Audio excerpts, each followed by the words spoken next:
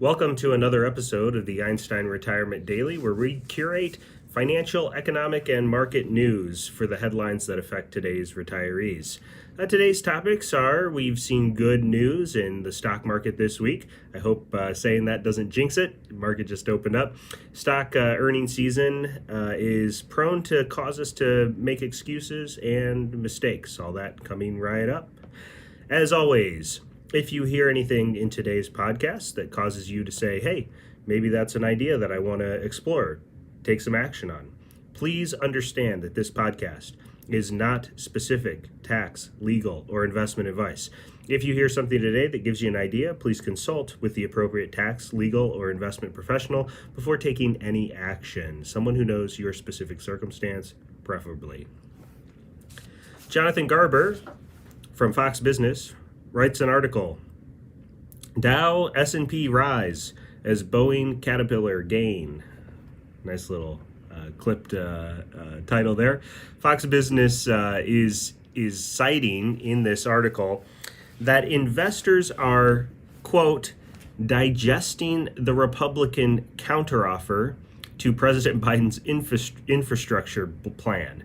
And the preceding sentence is that the markets are up. Markets are up as they're digesting the Republican counteroffer. Now, I try not to make this show political. I try to draw articles from both sides of the political spectrum, give a balanced view, a multivariant perspective on different issues. I try to do a good job in that. I hope you appreciate that. But this one is hilarious to me, and it does give me an opportunity to talk about, just for a minute, the likelihood of anything political being specifically tied to the overall performance of the markets. You know, the markets and politics are somewhat linked together, but not in the way that people think. For example, every single time some politician, namely President Trump previously, President Biden now, anytime they do anything that causes us to have a different view of things, a different thought process around things, whether that be future of taxes, ease of credit, those sorts of things could make a difference in the markets.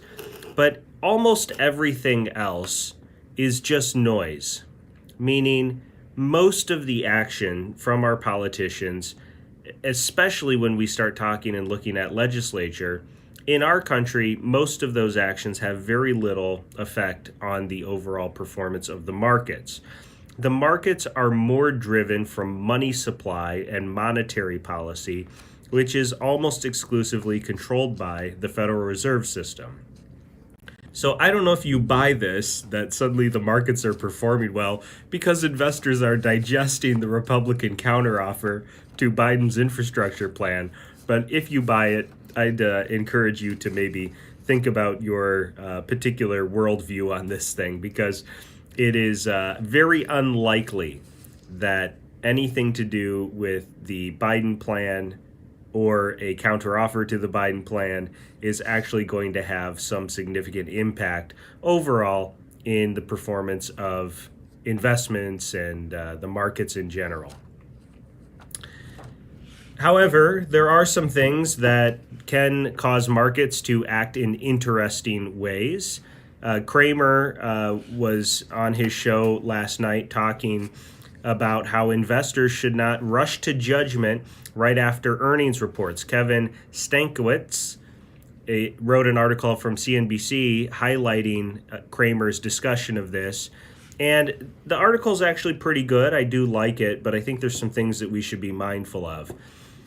The main thrust of the article is to say that there are more factors in the performance of a stock or the markets overall when it comes to various fundamental analysis, technical analysis, any of those sorts of features than earnings. Okay, earnings isn't the only thing that we should care about. However, every earnings season where we get releases on quarterly earnings reports generates some energy. Okay, sometimes positive energy sending stocks up, sometimes negative energy sending stocks down. but most of it is not necessarily related to the actual earnings report. Fundamental analysis is a process of taking specific statistical looks at various features or components of equity or stock in a company. A good example of this would be price to earnings ratios. Price to earnings ratios do matter. They are an important function when you're deciding whether or not a particular investment may or may not be a wise or prudent investment decision or investment choice. However, we are in a new world of inflation. We have to remember whenever we get into earnings season that money supply can cause price to earnings ratios to get out of whack. Remember, I know I've said this so many times. I'm sorry if you are an avid listener and this is a broken record, but we increase the money supply in this country through debt.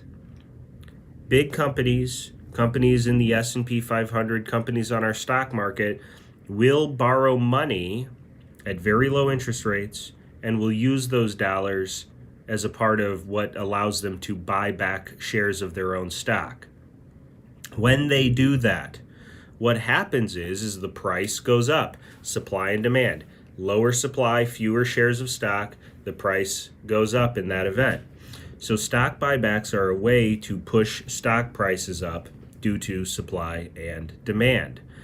However, when you do that, it's not necessarily as though the money in terms of what's going on in the general economy is there. The money isn't there quite as quickly, and so the earnings may not support, quote unquote, support the new price of a particular stock. This could be because of inflation. Inflation is the increase in the money supply. If you look at the increase in the money supply, we should expect price to earnings ratios to look, quote unquote, out of whack or too high. Eventually that should level out, but not if we keep printing money. It's going to stay perpetually out of whack, so to speak. And Kramer doesn't get into this, and the article doesn't get into this, but they're highlighting a byproduct of that, is that people will see earnings reports and they'll overreact. Oh my gosh, their earnings weren't as high. Look at how high the price is compared to the earnings. We got to get out, sell this stock. So you got to be careful with doing things like that. And we're in a new world from that perspective when you look at inflation and earnings. Fundamental analysis can cause some extra jitteriness and bouncing around in the markets because there are things like mutual funds, exchange traded funds that are, we'll call them more institutionally managed, where they are kind of rules based.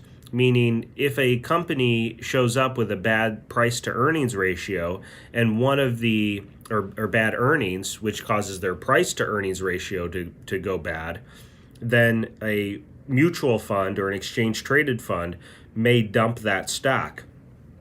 And depending on how many stock mutual funds are like that and how big the position was, that could cause a cascade effect, in a sense, of watching that stock price get beat up as the earnings reports are released. And so you just need to be mindful of that and be patient. Earnings seasons cause a lot of energy in the markets, both positive and negative. For the average investor who's not necessarily wise to what's going on behind the scenes, it's probably best during earnings seasons to hang tight, not be too crazy about your own investing strategies and the adjustment that any adjustments that you're thinking to make. If you do make adjustments, as always, make sure that you're working with a qualified investment professional before taking action, especially during these types of volatile periods, which are really volatile for reasons that are entirely beyond your control. And so you just want to be mindful of that. Okay. As always, we will link the articles in the description section. We encourage you to check them out. At Einstein Retirement Workshops, we do workshops on various topics, things like Social Security, taxes, these things that are very, very important and very complex to the needs of a retiree. We often find that it's hard for people to imagine trying to do retirement planning without having a detailed set-by-set process where they evaluate things like Social Security, their pension benefits, how are we going to generate the rest of our income, how is this going to be dealt with from a tax perspective. Those kinds of needs that folks have, those are the various topics that we cover in these workshops. So if you haven't yet seen one of our workshops, we would encourage you to attend. Think you'll get a lot out of it, that you'll really enjoy it. And if you are of that mindset where you say, yeah, gosh, I don't know how I could do planning without a deep and thorough look at some of these other planning topics, not just my investment portfolio, then I would say that we're a great fit in terms of our workshop for you. And so you'll get a lot out of that. With that, we'll wrap up today. Subscribe to our YouTube channel, follow our Facebook page. We'd love to see you again at our next Einstein Retirement Daily or another workshop, and we'll talk to you soon.